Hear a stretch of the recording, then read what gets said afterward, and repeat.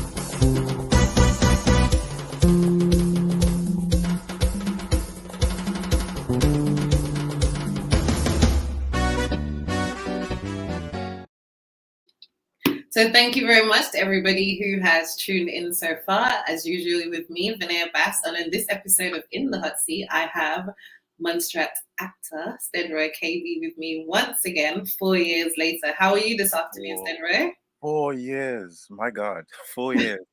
I'm well. I'm well, thank you. Well, it's afternoon for you, but it's night for me. But I'm good. I'm good. So How are I you? like to say thank you to you for tuning in with me at 10 p.m. in the UK. That's I okay. appreciate it. And for all of those who are tuned in from the UK, I appreciate you as well. To all my regulars, I already see that we've got Celestine Weeks in the house. Good evening, and thank you so much for joining. And yes, guys, so we are here to discuss Stedroy's journey from Montserrat to the Lion King. Can you guys believe that we have a Montserratian in the Lion King? That's sweet. I'm not the first one, but I guess I'm the first one with a lot of Montserrat roots, if that makes sense. Mm-hmm. Yeah. So, guys, of course, we're not expecting you to know who Stedroy is. So I'm going to give Stedroy the opportunity to tell us who he is and his Montserrat connection, because everybody wants to try and place you. Who's your mama? Who's your dada? So who are you, as a Montserratian? So I'm Stedroy Dewberry, well, KB, my stage name, Stedroy Dewberry Jr. From Stratham's. My mom's from Longground, Nurse Maureen Cabey, and my dad is from Stratham's, the late Stedroy Intris Dewberry. Hopefully that places me some way in terms of my dad's side. My uncles are Lab, Ivan, Trixie, Tyrone, Nicole, all my cousins, Waxa, all of them. And then on my mom's side, have Auntie Lance, Auntie Sharman, Clifford West. They're my family in Montserrat still. So hopefully that places me a little bit in people's minds. Thank you so much for that, Stedroy. So now, you now reside in the UK, but did you voluntarily move to the UK, or was it because of the volcanic crisis? No, it was I voluntarily moved here. I stayed in Montserrat until I was 17. So I stayed throughout the volcanic activity. So I know all about the ash clouds, ash mask, evacuations, all of that. I went through all of that. So I did primary school, St. Augustine after so I did actually no. So The eruption happened. Before the eruption, I was at St. George's Primary School. After the eruption, went to St. John's Primary for like a year.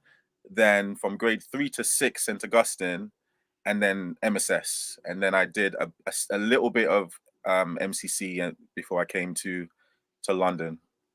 Oh wow! So you went to St. John's Primary. That was my primary school. Yeah, I did. Yeah, we did the whole tent thing down in Yeah, Gerald. I did the tent thing down by Gerald's as well. So yeah, we have a connection there. Wow. Yeah, definitely. Yeah, so we're gonna jump straight into it, right? Because I'm not sure if some of you watched the first interview, like I said, which was like 4 years ago. But 4 years ago was when Stedroy was really getting his feet wet as an actor, and then now he's out here doing his thing. So I thought it'd be a good time to bring him back and really learn a little bit now about his transition from Montserrat to the UK and to becoming a actor on the rise. But can you just start the journey with, why did you study accounting and finance?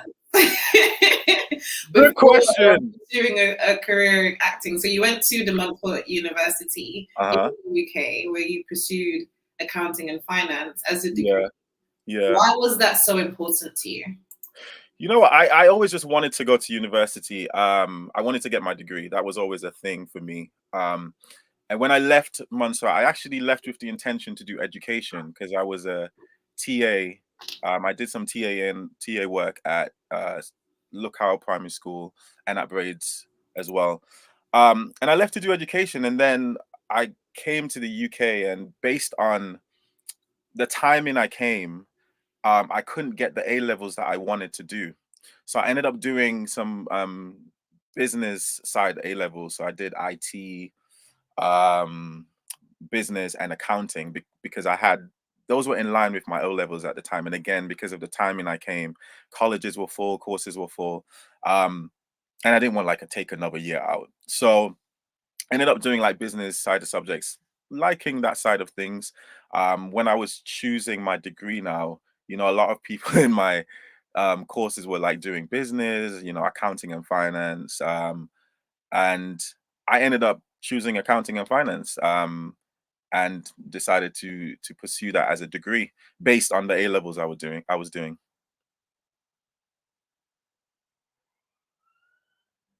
Sorry, I think your sound. Sorry, of course, it's always good to have something to fall back on, even though some people say that you shouldn't really think about having something to fall back on because then you may not fully commit to what you actually want to do. But of course, I think that you probably made your mom happy by getting a degree, right? Well, I think so. I think so. I did my time. And to be honest, there's no falling back at this point. I say, God, this has to work out because it's so passionate and heavy on my heart in terms of the career that I'm doing now. And when I ended up shifting over to the acting side, I was always, as I said to you, I think previous interview, I was always involved in the arts and drawn to that. And I did a stint of accounting internships and placements and stuff, and it was clear to me that it wasn't my path. But it did serve a purpose. My degree definitely helped me to get other jobs where I was able to fund my passion and classes and different things to get me to the point I'm at now. So all things work together for the good. That's how I feel anyway.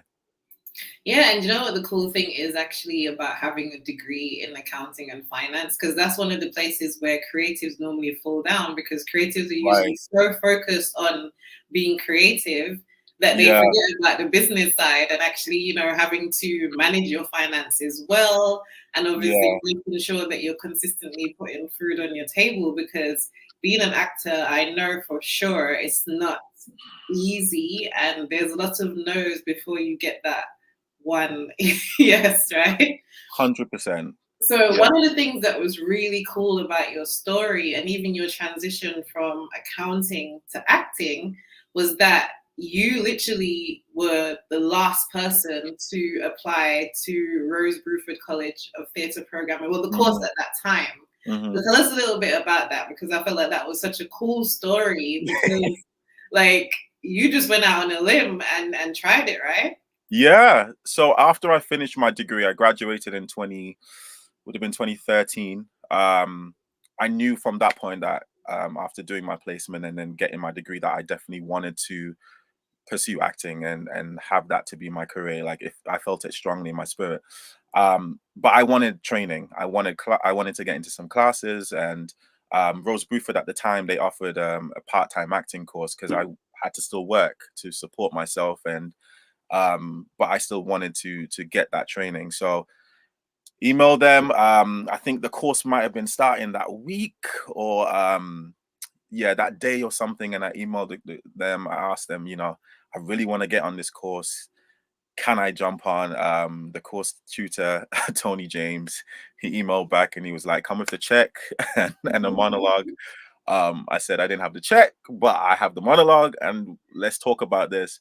I went auditioned for him, and I was he gave me a place on the spot, and I was the last person to get onto that course.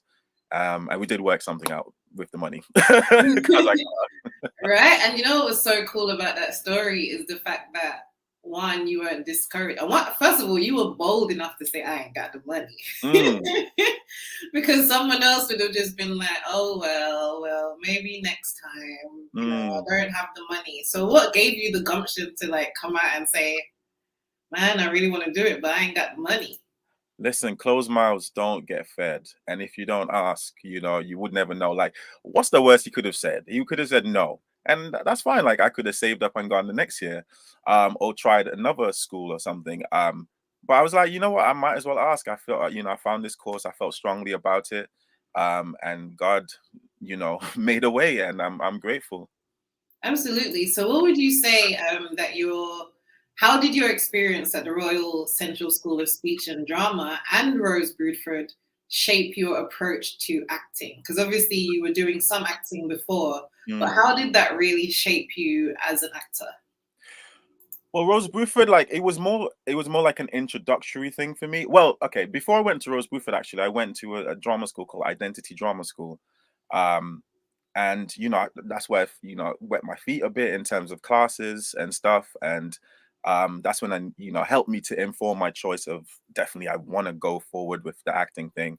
By the time I got to Rose Bruford now, it was more so like just getting, you know, comfortable with scripts and trying to break scripts down a little bit, just in the preparation for either drama school or getting you out into the industry, depending on what level it was.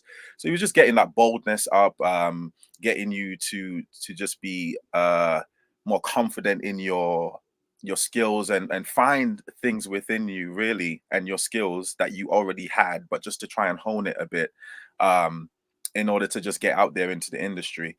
When Royal Central School of Speech and Drama came, when I did my master's in classical acting, I had more experience at that point, in terms of the acting world, the industry. I had an agent at the time, you know, but I still felt the need of just wanting like a formal course where I was just in it full time, Monday to Friday, sometimes Monday to Saturday, 9 to 6, and just doing the work.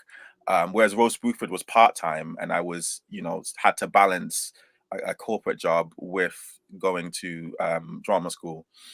So when it came to Central now, it was just a full time commitment to it, and that even just propelled it even more. Like it gave me a whole toolbox of things. I learned different techniques, different styles, that I can take into different parts of my acting, whether that's TV, film, or theater, um, and just give me like a more rounded uh, skill set, you know, which I definitely wanted, just to. And coming with that as well, like it gave you even more confidence to walk into rooms and be like, you know, I deserve to be here. I know what I'm doing. Because sometimes, like, if you don't know what you're doing and you walk into somewhere timid, you know, but once you know that you have the skill set and the training behind you, then you walk in and you're like, okay, I'm just gonna give my best and I got this. Absolutely. And it's also like once you're prepared, then you automatically have more confidence, right? Exactly. Yeah. Exactly. So yeah, absolutely. So Yeah.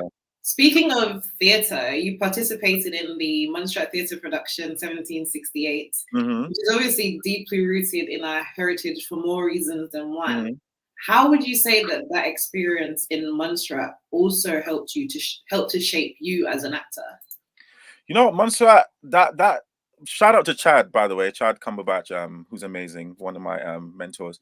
And you know, being a part of that, it's going back to the basics. Like when you do community theater, like you're literally just going back to the grassroots of things. And if you can conquer that, and if you can do that kind of work, then it's a great foundation to then later on do, you know, bigger work. Montserrat crowd is a hard crowd too. Let's let's not be you know, um yeah, let's be real about that. So if you can win over a Montserrat crowd, then boy, you're doing good. You're doing good. So it gives you that confidence as well, that boldness, that just certain little skills that would help you as a person, as an artist, to just slot into just different places, different rooms, different stages as well. You know, because we in 1768 we had a set, you know, we had our stage and stuff, but you know, it wasn't a purpose built theater, it's the cultural center. So like you had to really be able to maneuver, you know, a different stage and a different and just try and find a different skill set in order to achieve what you need to achieve within that production. So it just makes you just pull out different parts of you as an artist in order for you to just get what you need to get in those moments. Hopefully that makes sense. Yeah, that's a very valid point and something that I probably never really considered. Because obviously, when you have like the big stage and the big stage production, in a way, like all of the drama of the stage and everything helps you as an Yes. actor. So Yeah. it's like because obviously it's something like Lion King, which we're gonna get to. Hmm. It's like I've seen that production, and Hmm. you're just in awe with the stage sometimes. So you're like, oh my goodness, this is amazing. Yeah. Sometimes it kind of drowns actor, but when you are limited by the production, you have to pull that out of yourself a little bit more to really get the message of the story across. Yeah. Yeah. You're more sorry. Yeah, go on. Yeah, you're more exposed, and that in turn makes you more vulnerable. So it's either sink or swim, and you really have to just go out and just be bold and just do it. Um, and that's the beauty about doing stuff at home and just having that training from Montserrat and from grassroots theatre. You know, it's just a different type of foundation and a different type of confidence that you have. Mhm. Fantastic. So just give some shout out to our audience. We have Janique Fenton saying, proud of you, Stedroy Oh, thanks, Cabey, Nikki. Dubry. Appreciate it. And then also your mom is here. She said, I'm tuned in, son. The sky is the limit. Your mom got you in everything you do. Proud is an understatement. I'm elated with your Thank you, mommy. progress. Love And you, lot. she's back again. She's like, I'm here, son. Fully tuned in. I'm super proud of you. You know your mama got your back. Keep For striving. The real, sky is for the real. limit. Blessings. No doubts about that. I think it's fair to say that your mama's got you. She got me. She got me. And Biggest then cheerleader. Celestine for saying, I can see that big smile on your face. So happy both for both you and him. I think she's referring to your mum there as well. Oh, that's So sweet. big That's shout sweet. out to all my regulars like Celestine. Celestine for tuning in. So yeah, that was like I think it was so important to highlight 1768 and to Mm, demonstrate that you know you did start working in theatre here. But hmm. could you share with us your experience of working on Sus at the Park Theatre? Because obviously now, was that your first theatre production in the UK or major theatre production in the UK? So before I get to that, actually, like my first theatre production in Montserrat was actually Okay, in Mark's Place with Chad and Plenty Yakyaya. And we went to Trinidad to do Carifesta. Now that was major for me. I was nice. probably 16, 17 at the time, and that was a major stage. So yeah, that was my first major thing with Chad. In terms of um, Sus was the first major play I got after I finished my masters at Central. And Sus was a very powerful, heartfelt, difficult piece to do and watch. Um, and So for it was those of us who, sorry to cut you, for those of us who didn't watch the Sus, what mhm. was this? What's a quick summary of what the story was about? So Sus was about a black man back in the 90s. By the way, it's a real story. Back in the 1960s, who was accused of killing his wife, and he was racially profiled and kept in a police holding area for about 24 hours, you know, being broken down, accused of doing this vile thing to his wife when he didn't do it. And it turned out what happened, she just literally died from a miscarriage. Um, oh no, an ectopic pregnancy. Sorry, that's what it was.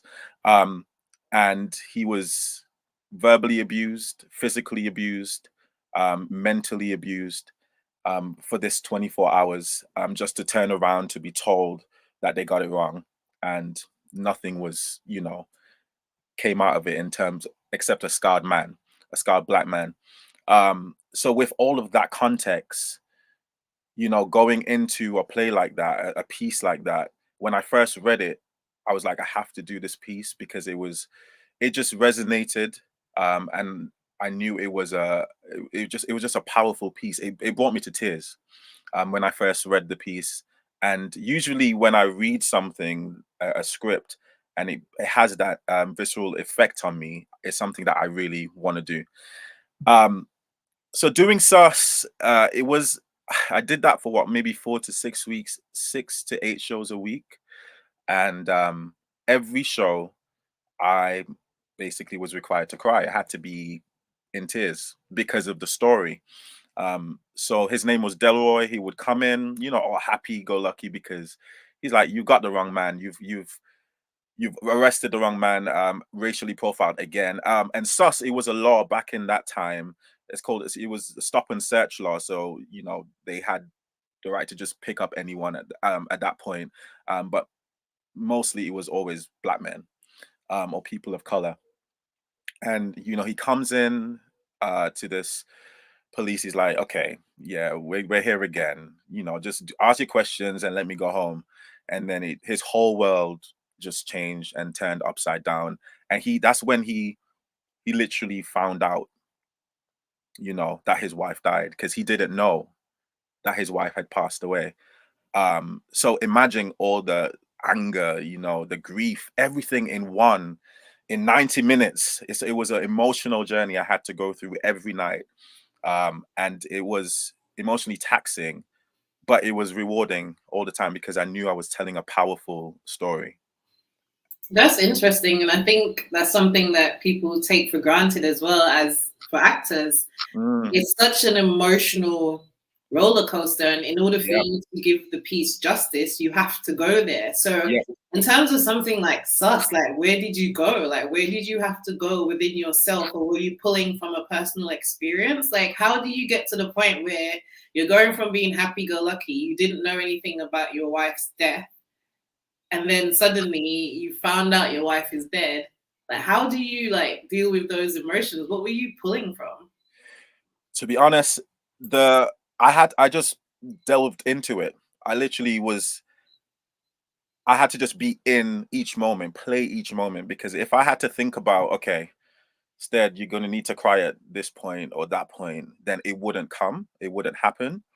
Um, and it's a technique thing again. It's what you learn in school, in drama school. They teach you these things, and you just go into it and just tell the truth. And that's my job as an actor, to just tell the truth of the story and the page, of what's on the page, lift it off the page, and just become that person and just tell the truth in the moment and just play each moment as it comes. Um, I remember in the wings each night or each show, because we had some afternoon shows as well. I was just like, I would pray like in the wings every night. I was like, okay, Lord, you know, I'm here doing this again. You gave me this opportunity. Like, I have to do this again. Like, help me, you know. And my strength came from that as well, because I knew that God had me. And once I got on that stage, it would come. And it came at different points, but it came because, and I think a part of it was because I'm connected to people. I love people, and I'm very passionate about justice and things being done right. And I'm a quite emotive person and empathetic. So when I'm in a situation like that, I think the because I'm naturally innately that person, it's easier to come. Fantastic. And obviously you also played at the Catford Broadway Theatre, Above Romance. So tell us a little bit about that one and the differences between the two. Because Above Romance sounds romantic, was it? Yes. So Above Romance, it was more of it's a rom-com. Shout out to Kojo Anem. If you don't know, Kojo is a massive comedian here. I actually know Kojo from when I was a teenager. Randomly, wow. My friend used to date Kojo back in the day, so okay. I'm actually pretty cool with Kojo. I like Kojo. He used to be on Choice FM. I think he used to be. Yeah, so he used to. I've known him even before Choice FM. I'm talking like Hackney Downs days. Yeah. Yeah, but Kojo is Kojo is definitely someone who I am so proud of. Like I've got so much time for him because I know where he started to where he is now, right? Yeah. But back to Above Romance. So Above Romance was written and directed by Kojo. And it was a rom-com, and it was about this guy who was going through life with his daughter, and he just, was failing at, I guess, he was the Mr. Nice guy, and he would go out on dates and stuff and wouldn't, get the girl. And then he finally got this girl. But then there came obstacles with his job and this girl and drama and, baby mama drama, all of that stuff. But it was, it was like a romantic comedy, but it was different. It was a friendship group as well. So you were seeing like the love lives of different friends within the group. And it was a fun one. I remember that during that play, it would have been I think maybe 2021. No, it would have been pre-COVID. What am I saying? I think it was 2018 I did that play.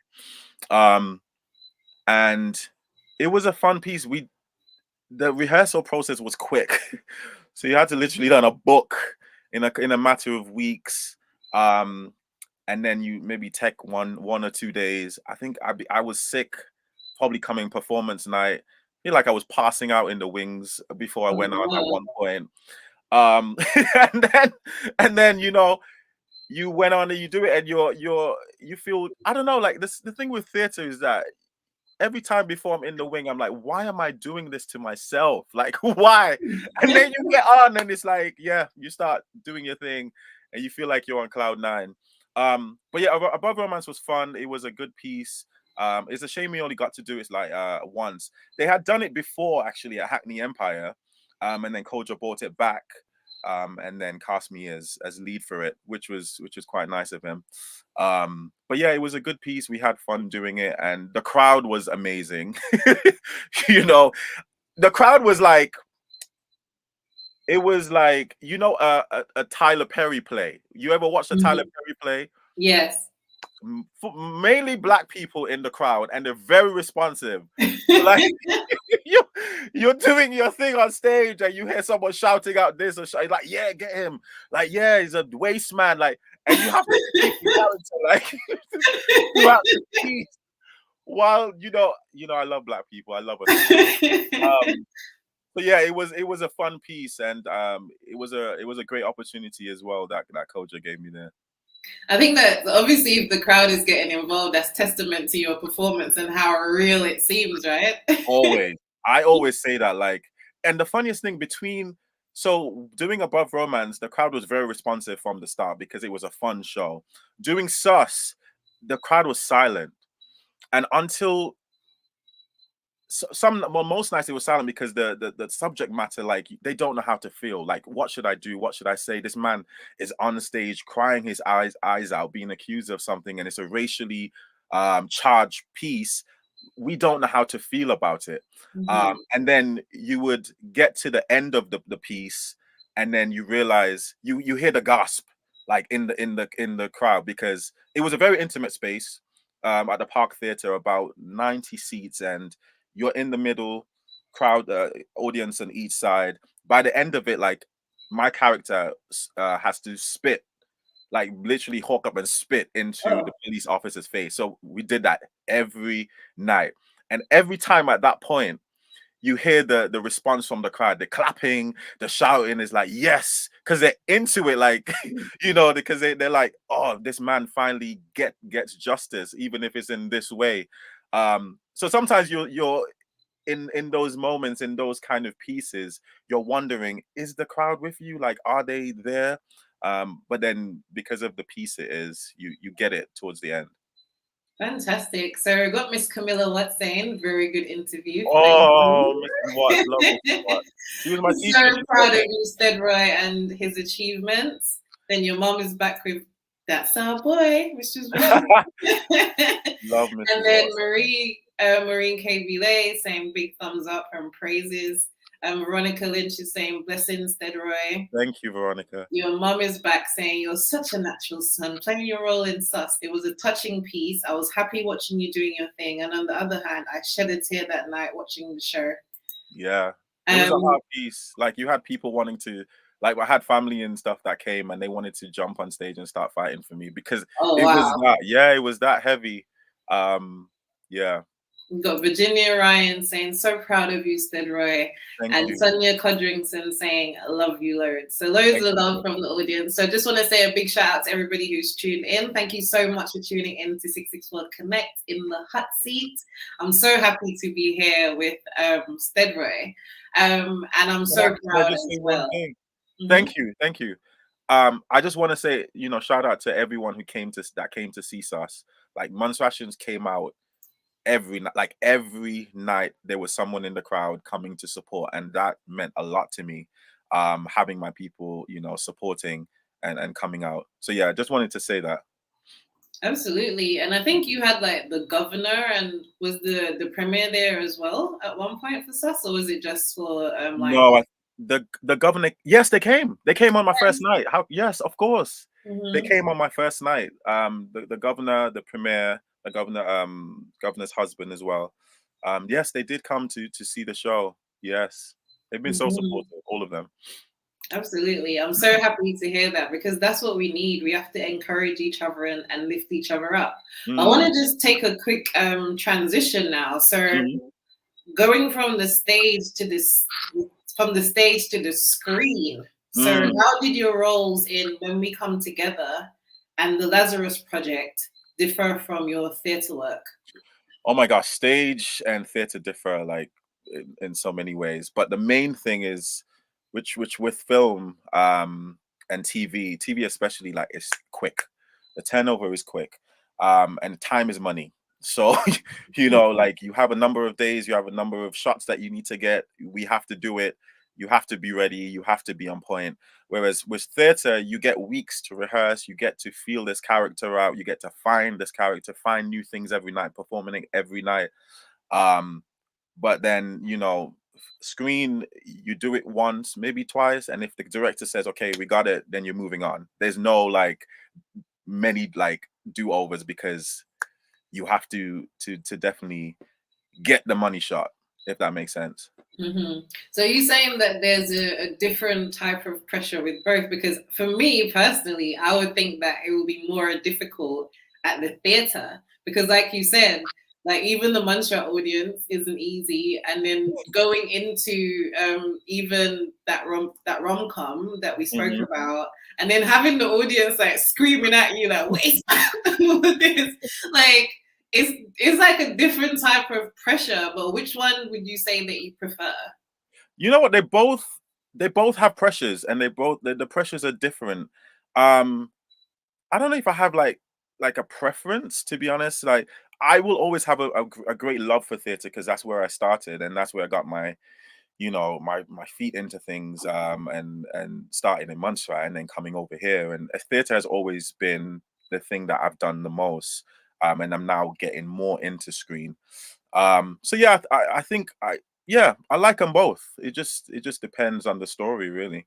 And I guess it probably develops different elements of you as an actor, right? So Mhm. like you're honing your skills in different ways. But I've always found that most actors say that they just have a passion and a love for the theater. Oh gosh, yeah.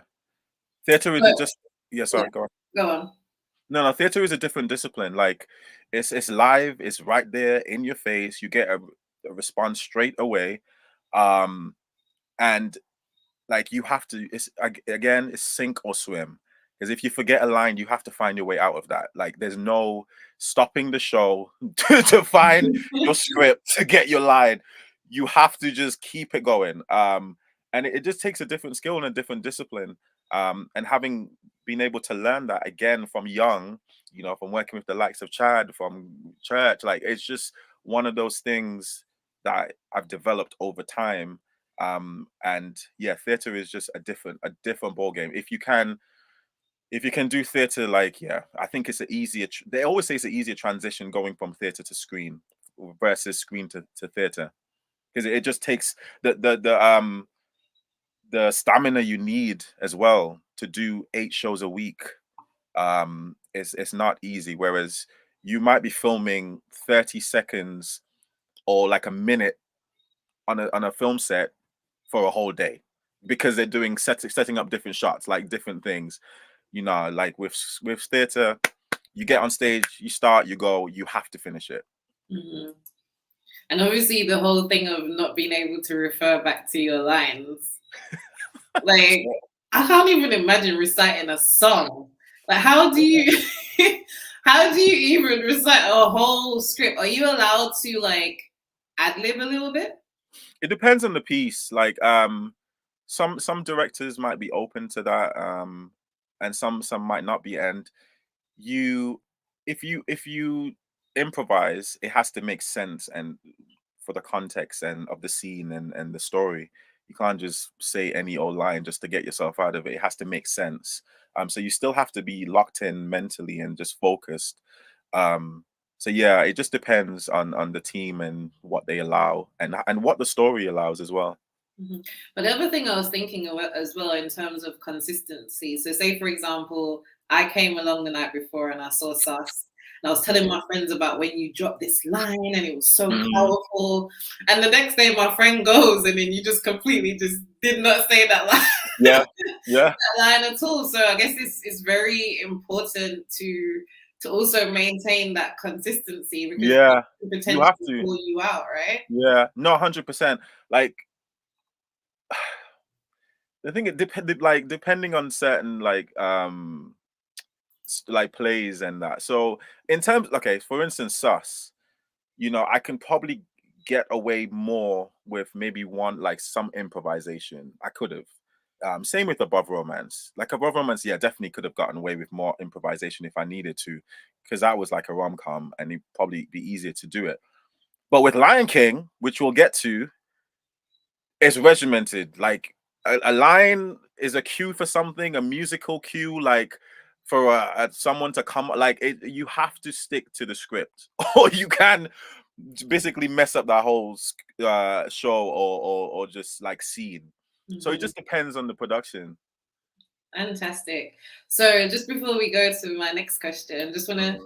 head back to the audience a little bit. So, all that Ryan is saying, you're such a humble soul, Oh, Stedroy, thank you. which is so true. Yeah, And then we have Jermaine Dublin, who's saying, I'm so proud of you. I was hoping to see you in Lion King. You still can in the UK. yeah, But she's saying, hopefully, they bring it across the pond. Keep up the great work. yeah. Eunice Daly Thanks, saying, Jermaine. we're all so proud of you. Thank you, And Eunice. Della Fran is saying Marine movie star son. Yeah. You see it? No, I'm joking. Can I tell you one thing? Yeah. So as we were talking about the pressures of screen, I was remembering like the pressures of when I was filming When They See Us, and yeah, When They See Us, and the Lazarus Project. So the movie, like I filmed, it was an independent movie. which we filmed over like 17 days, which is crazy to film a whole movie. So that was a pressure in itself, like having to do that. That in itself that had emotional scenes in it, so you had to just find it in those moments again, because as soon as they say action, you have to be there. In terms of Lazarus Project, that was a pressurized situation. On the first day I got to set, my character, I did one episode for Lazarus Project, but it's like an action drama. So my character, he has to go in and shoot this guy like he's an assassin, right? So I get on set, they put, I meet the director, I meet the camera people. They're like, okay, this is the shot, this is the setup, this is where you gotta be. You have your marks that you have to hit so the camera can get your face, all of that stuff. Then they took me over to the stunts guy because I'm now using a gun. They're like, have you used a gun before? I'm like, no. Like, no. I'm a bad man. Right. So I'm like, no, I haven't used a gun before. So now they give me a crash course on how to use this gun. Mind you, it has dummy bullets, but you have to use it and make it look real. So I have a whole sequence of coming out of a van, pulling up a balaclava, walking into a car, shooting a man, running out back into this car to get away. I'm like, okay, this is what we're doing. Mind you, it's like you have to do it. It's a choreography. So you have to like hit your marks. You have to hit your light. Make sure you hit your lights because there's a whole crane shot situation. The lights going. They have a road blocked off. Time again is money. So I'm like, okay, the director is saying to me, okay, try it this way, try it that way. Like see what happens. Now I'm internally freaking out. Like I'm throwing things everywhere. Like I'm there walking back and forth. Like, Lord, what's going on? So I'm like, okay, let me tell you, can I use the toilet? That's what I said to them. At that point, I really did need to use the toilet. I went to the toilet, peed or whatever. And then before I came out, I was like, listen, I was like, God, so you brought me here, you gave me this opportunity. We are not about to embarrass ourselves, because if I embarrass myself, I'm embarrassing you. So we're gonna need to get this together so I could deliver this shot and deliver what they need. Came out eventually, did my thing, and we got the shot. And then after that, it was easier going on to the other shots, because that was the hardest. I think that was the hardest of the whole shoot that I had to shoot. But the pressure, I'm telling you, is a lot, and you have to make it look seamless, like nothing is bothering you.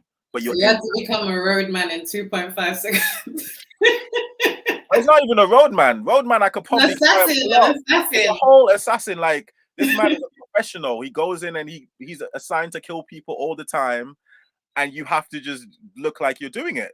And like it's your job. That's your day job. Like, you go and kill people. I'm like, Lord, okay, let's do this. And I was freaking out when this man asked me, have you used a gun before? This is how you use it. I'm just like, sir. No. But you know what? It's so crazy. So maybe like even going to like a shooting range or something like that is something that you need to do to like up your skill level, because you just never know. So many skills coming you need to have. Like one of my actor friends that I met at drama school, Joshua, we were gonna do riding lessons, like horse riding, because you have like period pieces. You have like Bridgerton and stuff, like they do horse riding in that, House of Game of Thrones, like all of them different things that you have, that your skill set needs to be up as an actor to do these various things. But yeah, that was a crazy intense moment for me. I could imagine. So moving along nicely, something that I'm sure you were extremely proud of, because I know that, as a teenager, you actually worked at Arrow's Man Shop. Yes. And then to think that years later that they would select you to be the lead actor in the music video commemorating Arrow's Hot, Hot, Hot. How did it feel to be selected? I was honored. Like, I was definitely honored. And shout out to his family and his estate for even reaching out and asking me to be a part of that. First of all, I was shocked that there wasn't a music video already. I was like, what? There's no music video. But, to be in the first music video, promote anything like promotional in terms of promotional video for the song. It was such a full circle moment because as you said, like I remember working for Arrow at 14, walking in, asking Mrs. Walker, can I get a Saturday job after when we were on like Easter breaks, holidays, Christmas and stuff, because one of my cousins used to work there, Camille. She used to work there, and I was like, I want to, do a little thing. I was always working. I was always working for what I wanted. And yeah, I remember just seeing him around and him saying to do this or do that, and him walking back and forth in the shop, and like going to the airport, going to customs to clear containers, to bring them for us to unpack and packing it here, like taking cases and boxes of Capri Sun and Pringles and stuff upstairs, like it's just moments like that I remember with him. And he was such a kind man, like very nice and just an open heart. So it was like being in that proximity with him and working with him, and then 2 years later, after his past, may so rest in peace, being a part of this, his a part of his legacy, was a very honorable thing for me, and I'm grateful to be a part of that. Just as a Montserratian, to what I mean, because Arrow is major for us, man. And he's someone like I would love to, emulate in terms of I'm trying to, like put Montserrat on the map and let people know Montserrat and be an ambassador for Montserrat wherever you go. Mm-hmm. And that's absolutely fantastic. So I thought it would be nice to show a little 30-second clip of you, of you in the Arrow video. And you know what's crazy? I actually didn't know until you said it just now that there wasn't a hot, hot, hot video. And now that you said it, I'm like, that's true, like I've never actually. Yeah. And I don't even think this is like an official one. I think this is more like a promotional one. But, the closest we get to a hot, hot, hot video. That's crazy. Yeah. That makes it even more special, right?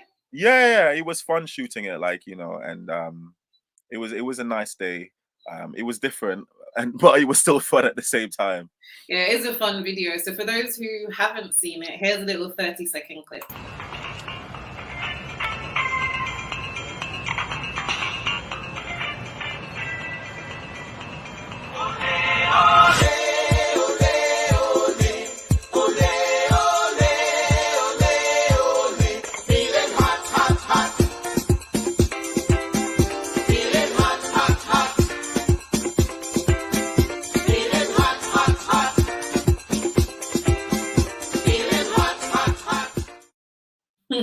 It's a very short clip, guys, but they're gonna get caught up. It's on YouTube, right? Yeah, so you touched on it a little bit there, especially in terms of him inspiring you to even think big enough to think that you could do this, beyond Montserrat. Did you ever have a conversation with him about what it was like to be him, someone from a small island? And I knew, like, for example, like early on in his career, it's like his vision was already so big. He dropped out of the Calypso competition because he saw more for himself. So did you ever have the opportunity to have that kind of conversation with him? No, unfortunately, I didn't. I think at that age, I wasn't even thinking of doing what I'm doing now, to be honest. Like, I probably was more worried about my schoolwork and my O levels and doing the job, that they were hiring me to do.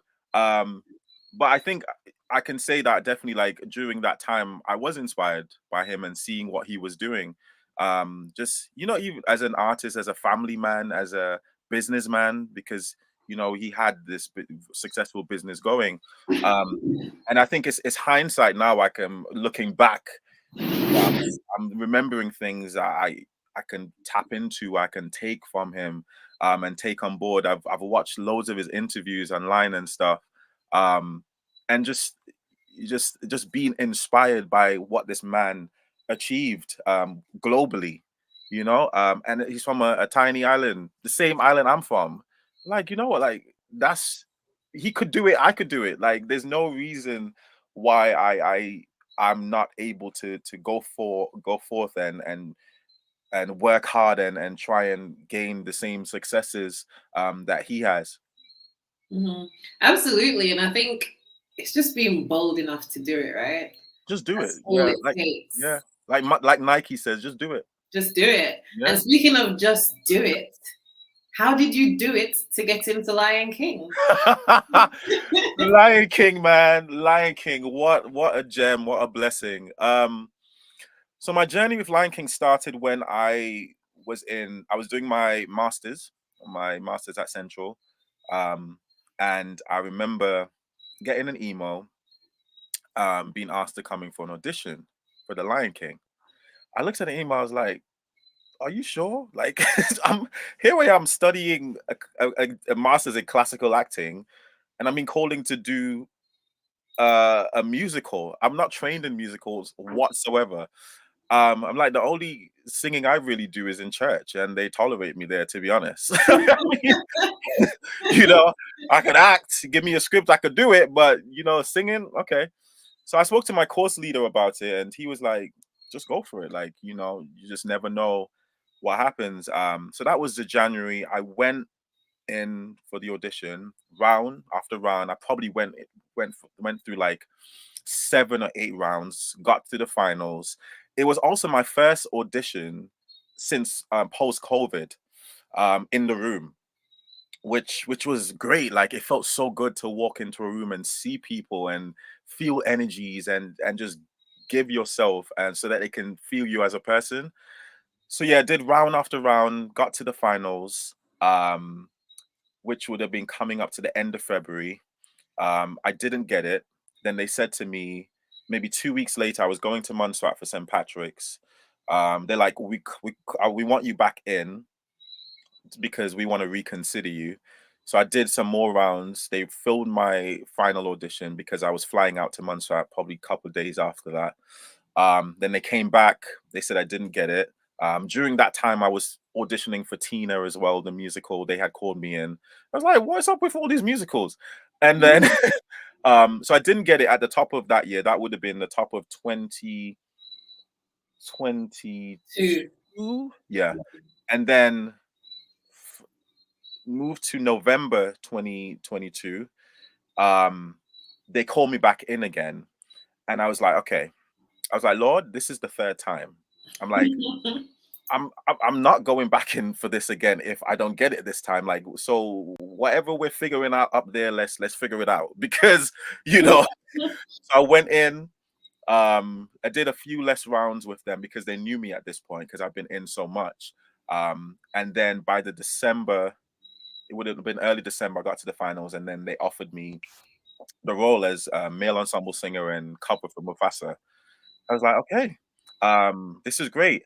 And it's so perfect that it happened that way, because I was able to do the music video for Arrow, I was able to do the movie, and I was able to do Sus. And out of Sus was the casting director came to see me in Sus. My agents bought them, and then that same casting director casted me in the Lazarus Project. So I'm like, God, like, all things work together for the good. Like, God has a plan, and you just have to trust him. Because if I had gotten Lion King at the top of the year, I wouldn't have been able to get all those other opportunities, because I would have been locked in and doing this contract with Disney. But the Lord saw it fit to let that happen towards the end of the year, that I was able to get all these other opportunities. And I was so grateful. And I was always praying. I was like, I want to do TV, some kind of TV work before I started the Lion King. And it so happened that Lazarus Project came because of that casting director that came to see Sus. So yeah, that was my journey getting into the Lion King. It's so crazy because sometimes it's literally every disappointment is a blessing, right? 100%. Literally, because Yeah, and the good thing about the story as well is that you weren't discouraged by the first no or the second no, because you were on your journey to that yes, right? Yeah, that's so powerful. And I think that sometimes God, like, I think everybody thinks that success is a straight line, but it's not. And then sometimes, again, like you said, you had the opportunity to do other things, because once you're locked into Lion King, that's a commitment. And you're there like 6 days a week, right? So 6 days a week. Yeah, so there's not really much room to do anything else. But how did you react when you learned that you were making your West End debut? Because I know that it was announced on Valentine's Day, which was very romantic. It was. How did you react when you finally learned that you were going to be in a Disney production? Because I know you're playing it cool, like, yeah, man, then I got the role. But seriously, like, what was going on inside that? Tell me, because I would have been like jumping and screaming and calling everybody, and you know. Well, I couldn't call everyone and tell them because I had to keep it secret, like until they were announced it. So I couldn't say anything because I knew from since December. So I really couldn't say much, but I remember I definitely shed a few tears and I was giving thanks to God. I was like, thank you, Jesus. Like I definitely was praising. I had a little praise party in my room. And I was so grateful because I remember when I was doing my last drama school course at Central, I was like, Lord, when I come out of this, I just want to keep doing consistent quality work. And that was my prayer. Like, you know, I just want to just be working because it's hard doing acting and you don't know where the next job is coming from. And here I am, like with a contract for a year, steady work, steady pay, like working full time, able to sustain myself doing what I love. Oh my God, such a blessing. And, you know, it's bringing tears to my eyes thinking about it because I'm so grateful. You know, I like Lion King is an iconic musical, iconic movie. Like musical is we're going into the 25th year in London now, this year, and to know like this, it's a dream for so many people, so many performers, so many artists to be a part of a production like this, just waiting for their opportunity to slot in and get that yes. And here I am doing that like every like 6 days a week, 8 shows a week, sometimes 9. I'm just like, wow. I'm always in awe. Like, so even when I'm tired sometimes, because it's tiring, but I'm just reminded that I'm living answered prayers. Like literally, I'm living the prayers that living your dream. Yeah, living my dream. Yeah. And you know what I have to say? I've been to see Lion King twice at the theatre, and I've been to quite a few theatre productions when I was in the UK, but Lion King, it was one of my favorite films. And I have to say, sometimes when you watch a film or even when you read a book and then watch the film, like it doesn't translate. But guys, if you have not been to see the Lion King, whether you go to see Stedroy's version or any version, it's gonna blow your mind. Like the things that they can do at that stage is crazy. It's a magical show. Like it's absolutely magical. It's amazing. So obviously, being a part of the Lion King is a significant achievement in itself. But what has been the most rewarding aspect of being in such an iconic production for you? Rewarding. I think the different elements of it that's rewarding. Performing, you know, again, doing what I love to do every day and calling it my job. That is very rewarding. Knowing that I'm representing my country, my family, a tiny island, like coming from humble beginnings, to where I am now in this iconic play, you know, that is definitely rewarding. And just being able to work as an artist, you know, just being able to have a full-time job as an artist, like that is, yeah, a reward in itself, honestly. Awesome. So guys, if you're on Instagram, I'm just asking the audience to bear with me. And Stedroy, I'm asking you to bear with me too, because I've got more questions and I want to get all of them out. But we're already an hour in. So those on Instagram, it might cut off. So I apologize. Come and catch us on YouTube or Facebook. But I've got Stedroy for a little while, so I'm going to keep it for at least another 15 minutes. So just bear with me, guys. Just want to go and give a shout out to the audience again. We've got Tisha White saying gratitude is a must. Beautiful journey, Stedroy. Very inspiring. Thank you. Your mom is like, oh, bless you, son. God is good all the time. All the time. Your mom's saying that Lion King is a must-see show. And guys, if you haven't been to see Lion King, you are not going to be disappointed. Jermaine Dublin saying Lion King is one of my favorite movies of all time. Watched it many times. That's true. I can't even remember how many times I've watched Lion King, right? Vanessa Knights Williams says goosebumps. Oh, Mrs. Williams. Can just imagine how Mommy Maureen is feeling. Just got to love this guy. Oh. Maureen Cabey, mom saying praises, and then Liv Alexander is saying, "Well done on your journey. When are you coming to Birmingham?" They had a tour happening. The tour just ended. It was in Birmingham, but the Lion King I'm in is based in London. It's in the Covent Garden Lyceum Theatre. So obviously we spoke a little bit about how rewarding it is. But obviously in Lion King, you're not just playing one role, you're playing multiple roles. So how do you do that? How would you describe the process of preparing for multiple roles in one theatre production? Because obviously in Sus, you were the lead character. And then in the rom-com, you were like playing the boyfriend or whatever. But how do you prepare for something like Lion King, especially as you noted before, that you can't really stray away from your lines because one line is a trigger for something else and things like that. So how did you prepare to play multiple roles in Lion King? You know what, Lion King, let me tell you something. It's probably the hardest thing I've done so far in my career. And I feel like I'm saying that with everything because each job I get, it takes it up a notch. Like, I'm like, Lord, like, I feel like these first time jobs I'm getting are always the difficult ones, which in a sense is a blessing because then I can do anything after that. So in terms of Lion King, we had a 6-week rehearsal period that was happening this time last year, actually. And let me tell you something, that 6 weeks, I was fighting for my life because it was hard. It was so hard. Like I'm coming in as an actor who can do scripts, but I have to come into Lion King where I'm learning an album of songs, different languages because they use about 11 languages and mainly South African languages, harmonies to these songs, movement to these songs, and then you have to put all of that together and make it look seamless.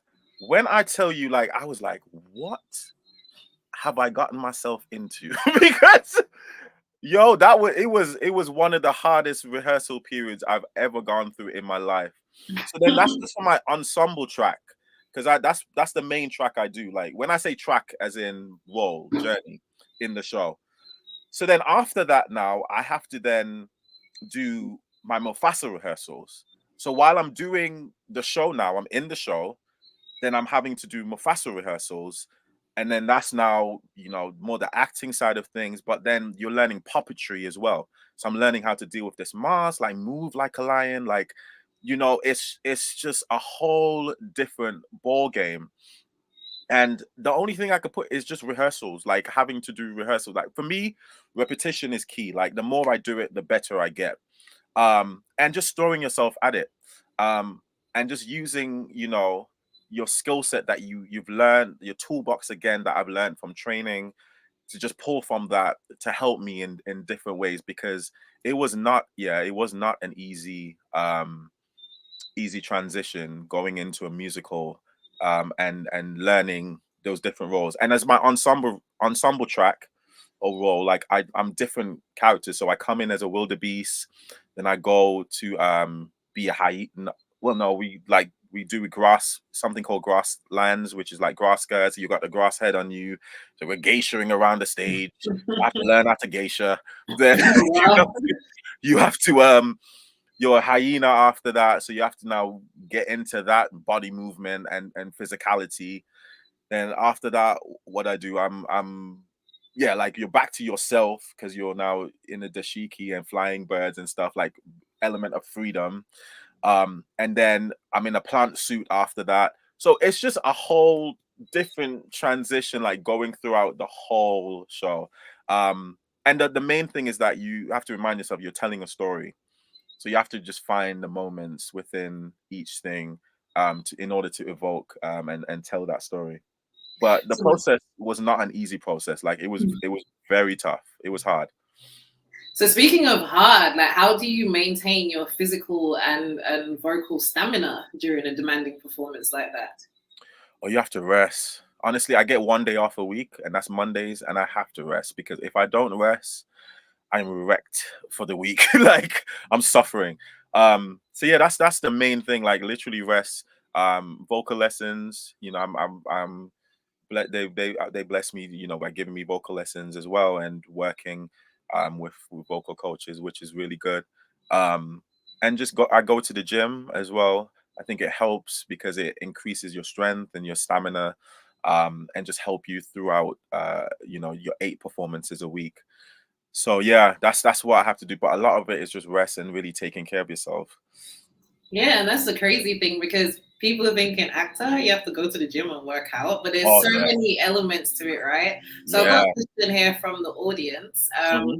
I think we've asked the question of what is your biggest experience like on the Lion King, but he also asked how has your Montserratian roots help you to play in this show?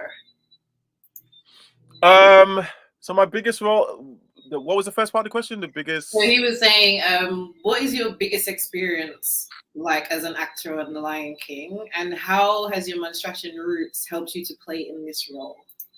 I think the biggest experience I would say is when I play Mufasa, um, who is Simba's dad, by the way, if you don't know. Mhm. um, so yeah, I think that's probably the biggest thing, because he's a principal role, and now you're acting and singing, and I have a big song that I need to sing, that I'm nervous about all the time, because again, I'm not a singer. You know, I do it, but I do my best.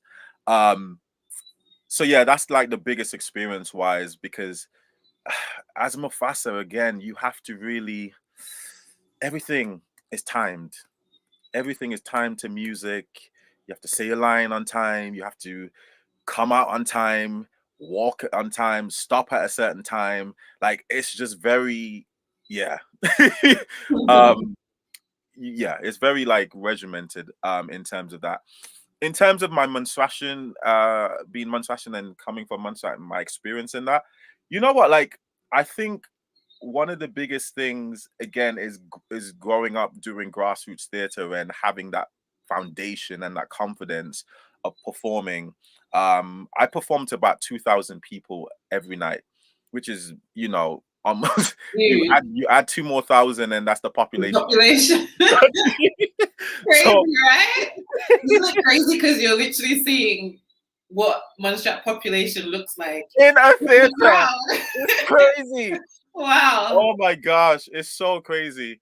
Um, so yeah, like having come from that and having that experience, that helps me as a performer, and also like the reason like helps me in terms of the why I'm doing what I'm doing. You know, I know it's bigger than me. I know it's not only me that I'm representing. I'm representing a whole island. I'm representing my country, and I think that that's a motivational piece that helps me and drives me. And every night I go on that stage and I look out there, I'm like, okay, let's go, Stead. You might feel tired tonight, but you know, you let's do this and do it to your best ability.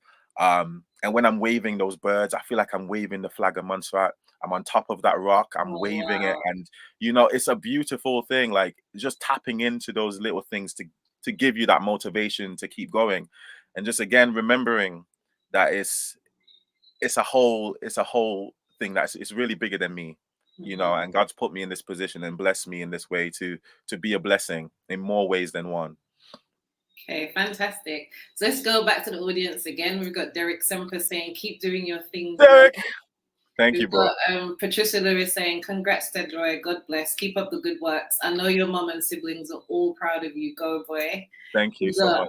Anetta Week saying, may God continue to bless you on your journey. Thank And you. we have Janice Ogara Hickson saying, continuous blessings on your journey and congratulations, Thank you which so much. leads nicely into my next question. And I just Uh-huh. wanted to bring up a few photos, which may be a little bit Ooh. embarrassing for you. But this is, what was it like to have the premiere of Montserrat Mm. and his team attend one of your performances in The Lion King? Can you share a memorable moment from their visit? And I'm just going to put some photos up from that visit now as well, guys. Um, so you know, again, it's just always a blessing and always feels so good to have Montserratians supporting me, and these people have seen me growing up. They've seen me from a child to where I am now. Um, so it's nice for them to come out and support and make them feel proud, and being that ambassador for Montserrat that I am. On that stage when they were there, I think they came probably in my first week of performing, and knowing that they were there, like it was just a beautiful sense of pride, and I felt that support. Again, I was there waving that bird and felt like the flag of Montserrat, and it was just I can't. Yeah, it's hard to explain and articulate like what it feels like when your own people support you and you feel that genuine support. It's such a beautiful feeling, man. Like I love it. Yeah, I think that's the best way I can describe it. It's a sense of pride, Fantastic. Montserrat pride. Absolutely. Yeah. And we have Agnes Hazel Brazier saying, "This is awesome. Keep up the good work. Good Thank luck you in so all much. your endeavors." And Jennifer Winspear saying, "Congratulations, Stedroy." Thank you so But much. guys, the next question, and I'm very conscious of the fact that I'm like kidnapping Stedroy tonight. It's fine. It's my But day he off doesn't have tomorrow. he It's all doesn't have work tomorrow, so good. you Right. can My day off. right?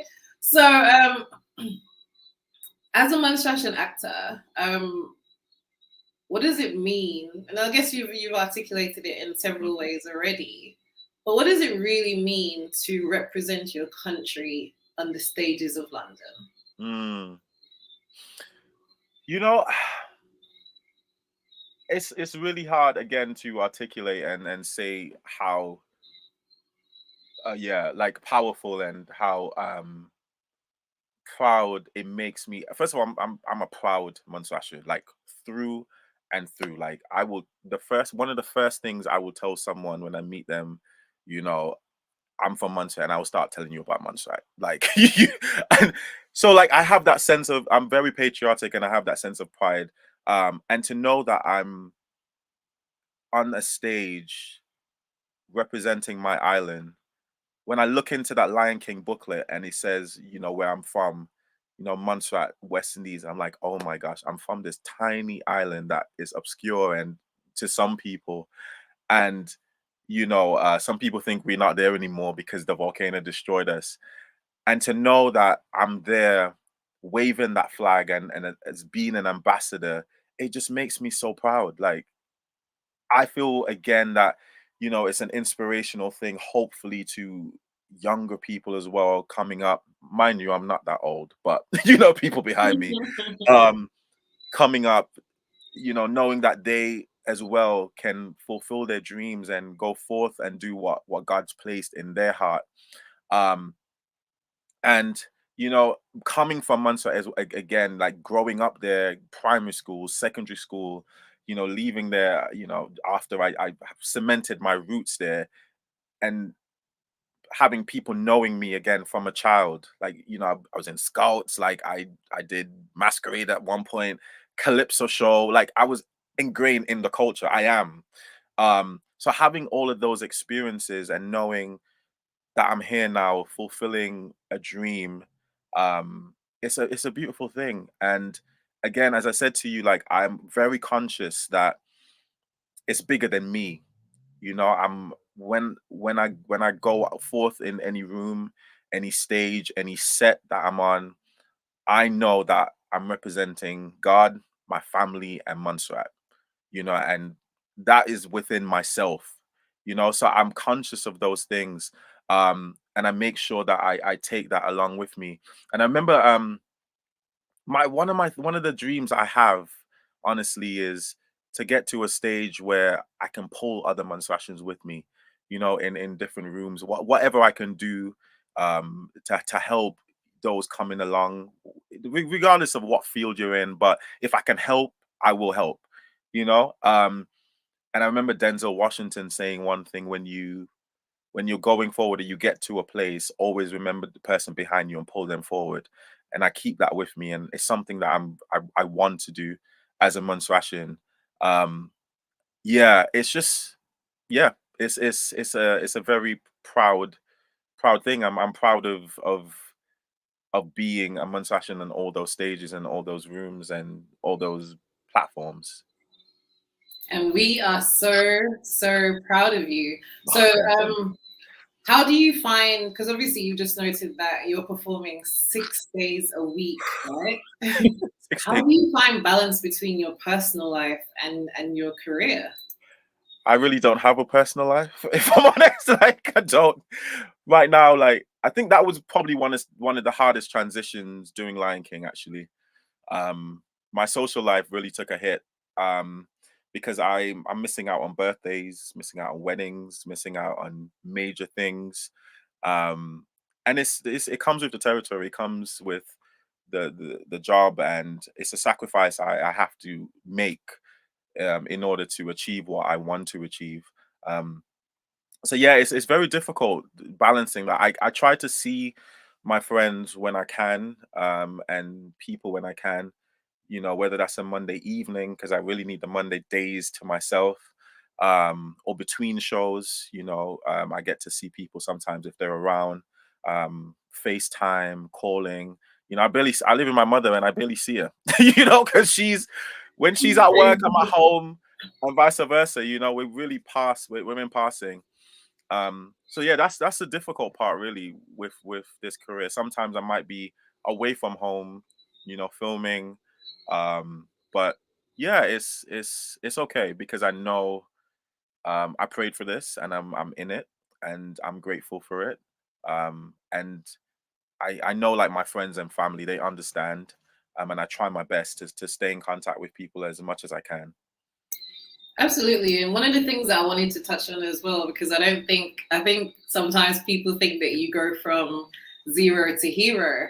And I know that, for example, before roles like Lion King were coming along, that you were working like a call center from like 9 p.m. to like 8 in the morning and stuff like that.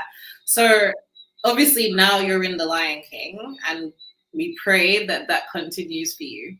But how do you navigate the highs and lows of the entertainment industry when most of the time, especially for those actors who may be listening to this conversation, how do you navigate those highs and lows, especially when most of the time you're hearing no?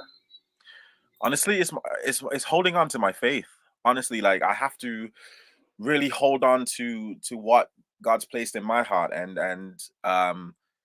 knowing that it's gonna come to pass, and holding on to his timing as well, because a lot of the time, when I told you earlier about not getting Lion King at the top of the year but got it at the end of the year, like it was all a part of God's plan and timing. And having my faith really helps me. Like it's hard, it's definitely difficult, because there's a song there's a song that Juanita Bynum sings that says, "I don't mind waiting."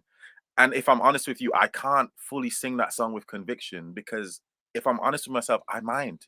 I mind waiting. Like, I'm not gonna sing that song with full conviction, knowing I mind Don't put waiting. that out into the atmosphere, I mind. Don't be putting that out into the Let's be universe. real. Nobody wants to wait. The guys were playing it in the dressing room the other day, and I'm like, guys, I mind. Like, I mind waiting. But it's just something that we have to do, because it's all a part of God's plan and journey for our lives. And I always, I was speaking to one of my actor friends actually, who is now working in a call center, and he's like, "Stead, it's tough. It just seems like it feels like it's not happening." I'm like, "Bro, you just keep doing what you have to do until you get where you want to be." And I think that's one of the key things. Just continue pushing and pressing. Because as you said, this journey for me has not been easy. I've worked so many jobs. Like I've worked delivery driving Sainsbury's. Like I've worked night shift call center work. I've worked for Coca-Cola. I worked for NHS. I worked for British American Tobacco. Like corporate jobs, like different jobs. I've had to do what I had to do in order to get where I wanted to be. And it's not like an overnight thing. And even like with Lion King, my contract, it ends at some point. Thankfully, I've been renewed for a second contract, which starts next month. And then that finishes next year. Thank you so much. Thank you. So I'm there with Lion King for another year, God willing. So yeah, like I'm grateful to have that opportunity, but I know like once next year comes and that contract ends, it's not guaranteed that I'll stay. And to be fair, like I don't know if I will, I mean, like God, because I do want to do more with my career. I want to get into more TV like films and different plays. But we'll see what God has in store. So yeah, it's hard dealing with the highs and the lows and the highs and the no's because there's many no's that you get. I'm telling you, I've had some no's that could have changed my life, with certain jobs, and that's okay. Again, it was for someone else. It was someone else's turn, and you just have to be okay with that and just keep moving and trust God's plan. Literally, just have faith. Yeah. So speaking of faith, I have a controversial question to throw in here. Woo! Don't get me in trouble now. Because I remember you were on the Joe Wood show, right? Yes. BBC. So good, yeah. And Joe Good. And you said, this is a question about your faith and your moral campus. What would you do now, 4 years later, if a director asked you to get naked? If they asked me to get naked, ooh, I probably would still say no. I'll probably, I'd ask, like, again, I'd ask the question of why. Like, does the story need this to happen to drive like the storyline and the character? Can we work around it? Like, what? Like, I think it would just be an open conversation as to why we need to do it and if we can work around it. I know for sure I wouldn't do full frontal nude. That much I know. But I might be open to showing some cheeks. But but again, we need to have a conversation. Like, we need to know why. Like, there's always a way around things. But I'm just praying to God I don't have to have to do that. But we'll deal with things as they come. Absolutely. So what advice would you give to an aspiring actor from Montserrat or someone of a similar background who is looking to break into the industry? First of all, I say, if God's placed this in your heart to do, and that is from God, go for it. Go for it. Secondly, I always encourage new actors to start in classes. Get in classes, get into some training, because that's where you find yourself, you find what you can do, you find your confidence, you find your boldness. Also join community groups. Like in Montserrat, for instance, Chad has his community acting group. Join that, get involved, find mentors as well. Read plays, read scripts, watch movies, watch TV, like things that you're drawn to. Like if you for instance you feel like you're drawn more to TV, watch TV shows, watch your favorite actors. If you feel like you're drawn to theater, go to the theater if you have the opportunity. Read plays again. You can reach out to me. I can give you some further advice. But yeah, I always say start with classes. I think that's the main thing to do. And there's so many classes around that you can get into. Hopefully they're good classes as well. But yeah, that's my advice. Fantastic advice. Thank you. So before you mentioned that obviously your contract has been renewed for Lion King. So congratulations again. Thank you. But you also alluded to the fact that you may not extend it beyond this next year that you have. Yeah. So in terms of your aspirations and goals for your career, what do you want your future to look like? And even in the long term as an actor? What do I want my future to look like? I want my future to look bright. Shine bright like a diamond, as Rihanna says. No, to be honest, like, I want to do more TV. That's gonna be my next goal after I leave Lion King. I'm discussing that with my agent, so we're setting up things to try and make that happen. So that's the goal. I honestly, like, my goal, my prayer is just to continue to just do consistent, quality, inspiring work, like work that touch people in whatever way and just bless people. I just want to keep doing that, and whatever that looks like, it could be a small theater like Park Theater, or it could be like a massive theater like the National, or on Broadway, wherever that is. Like, I just want to just know that I'm doing good work, and telling great, fantastic stories. So yeah, like, my career, I see it just elevating, to be honest, like growing from strength to strength. more TV work, more films, more plays, and yeah, just becoming more a better artist, a better actor, a better person, and yeah, I it's a bright future in my mind. I know there's a lot more in there for me to give and in there for me to have. I know God has a lot more in store for me after I leave Lion King. And maybe in the next 4 years, I'll be talking to you from LA. Who Oh knows? yeah, Idris of Montserrat, absolutely. And you know what? Before we go, I just wanted to, again, in terms of giving future actors some advice, you Mhm, mentioned your agent several times during this mhm, conversation.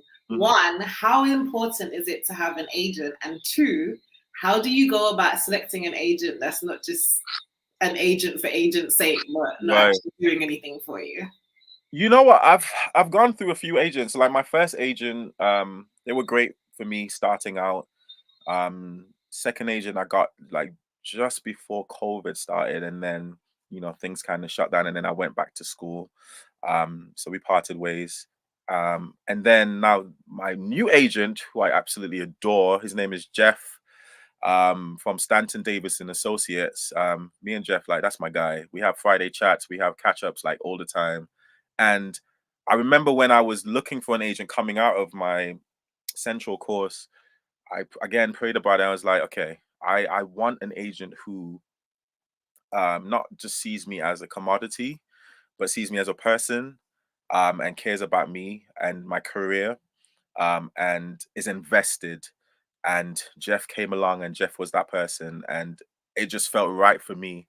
Um, and I think it depends on what you want as an agent, because you could be with a massive agent like a independent, a Curtis Brown, or one of the massive like WMEs, and you could just be someone on the books, and it comes with a lot of pressure, especially when you're starting out, because you feel that pressure to like, oh my gosh, I need to book a job or I'm gonna get dropped. And it happens. You go audition after audition and you're just not right for it, and then they drop you because you've not booked the job. Whereas when you're coming in like in a mid-tier agent, mid to tier agent like I have now, it's more of a relationship that you have, and that's what you want with your agent. You want to be able to call up your agent and text them if you don't feel like you don't feel great today, or if you don't like the audition they sent. It should be a discussion. It shouldn't feel like pressured you have to do it, because your no is powerful. You get no's, but you should give no's as well, because it's not everything you should do that doesn't resonate with you. And so yeah, like I wanted that relationship, and thankfully I found that with my agent now, that I have, that we have, again, discussions about things, and we have a career plan for me. And I always say to him, Jeff, we're gonna keep going until we're both on the Oscars red carpet. But yeah, for me, it's like a person. I just wanted, and again, I'm a personable person, so I wanted that as well. Fantastic. So, guys, this is the end. What? I'm so happy to have had you in the studio with me. I hope that the hot seat hasn't Thank been you. too hot. No, It's been no. lukewarm this evening. I want to Even say a that. big shout out to every single person who is currently locked in. Thank you. Stead, before you go, Mhm. how and where can people keep up with you? Social media. So I'm on Instagram. It's at Stedroy Cabey, that you my name that you see now. I'm also on Facebook, Twitter, same name, at Stedroy Cabey. Um, I am on TikTok, but I don't really use TikTok. I'm trying to get up to date with it, but not really. But I'm mostly on Instagram. So yeah, you can follow me there, and stay up to date with what I'm doing. And then one last question for the girls. Ha! Because I think this was a question from our first interview as well. You're gonna make me blush So, now. Stead, are you single? Hit me up and find out. Oh, are you ready to mingle? Yeah, I'm ready to mingle, but you know what? Again, it's so hard. Like with my job, like the You job, have time. exactly. Like it's hard dating, if I'm honest, because the schedule, like I work an opposite schedule to a 9 to 5 person. So they were at work and then I'm at work. It was like, when are we seeing each other? It's. But hey, if you're interested, hit me up. I'm here. Girls, just slide into those good old DMs. Slide into the It's DMs, easy. baby. Stedroy Cabey on all platforms. And if you don't shoot your shot, you can only blame yourself. Listen, closed mouths don't get fed. Okay? Absolutely. So thank you so much, Stedroy. It's been a fantastic conversation. I know Thank that we've you. gone over by a whole half an hour. You're And good. guys, make sure you tune in with me again this Wednesday. I'm gonna have Yogi Laser in the studio with me. I don't know if he's ever done a local interview, but I wanted to be someone that really highlights another Montserratian powerhouse. This man has been all over. I mean, I think America's Got Talent, America's Got Talent, you know. So I think it's very important for us to raise up the profile of all of these fantastic Montserratians who are doing big things. So tune in on Wednesday at 5 p.m. right here with your girl Vinaya Bass on 664 Connect Media. And please, I'm begging them, put me on full screen. I've just launched my YouTube channel and I need some love. Subscribe. So please go over to YouTube right now and subscribe. You know the content is quality. Listen to that interview that me and Sted just gave you. Quality. So tune into my YouTube channel for more. And obviously around 2 weeks from now, I have a big announcement as well because I have been working. So make sure that you tune in. Make sure that you keep it locked to 664 Connect Media at all times. I'm just going to quickly go to the comments once again before we close things out. And just to give Stedroy his props, said, I'm so proud of you. Thank you for remaining so humble. I'm proud of you as well. You're killing it. Thank you. It's not easy. It's a lot of sacrifice, as we both know. But, you know, we have to do it. Like, this is just something that I love to do. I don't it's just in me, right? So Jermaine Dublin says, congratulations. Jamelia says, go steady, so proud of you. Thank you. Glendora Cabey says, congratulations, Stead. God bless you. And Auntie loves you loads. Jermaine Dublin's back saying, whoop, whoop. Your mom saying, keep up the great work, Vanessa. Thank you. Well done one more time. Celestine saying, wonderful interview. So proud of you, Stedroy. Keep up the good work and may God continue to bless you. Lovely interview by Jermaine. Thank you. Virginia saying, great interview, V. Thanks, guys. Maureen saying, wonderful interview, son. So proud of you. Nicole Dubry is saying, well done, Stedroy, KB Dubry. You know, everybody's trying to make sure they give you a full name.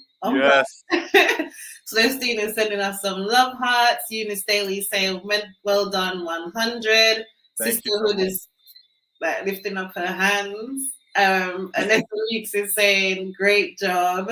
Thank you. And Celestine saying, good job, Vinay. Thank you so much. And Emma Piper is saying, great interview. I hope that you guys took away all of the gems. And the most important thing is that I was so happy, not happy, like, but it was great when you said that you didn't get Lion King on the first go. And I think that's a lesson for all of us, you know?